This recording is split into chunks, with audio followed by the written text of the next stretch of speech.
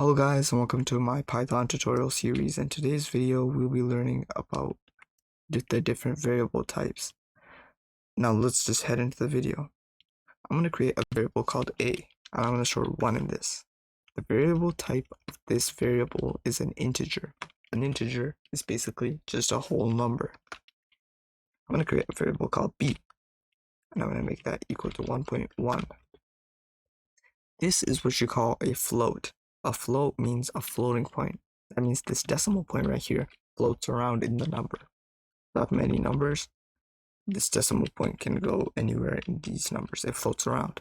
That's basically what float means. Up next, we have a boolean. A boolean is a variable that either takes in true or false. We write in true, and it takes that in. Finally, we have a string. Now, a string is actually a mix-up of a lot of characters. Now, characters are each individual piece of the string. So if I say hello world, each individual piece is considered as one character, and combined together, they are considered a string.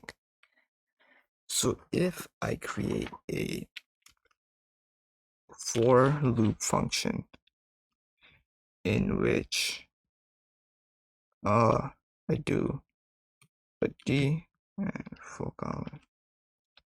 Oh wait, sorry.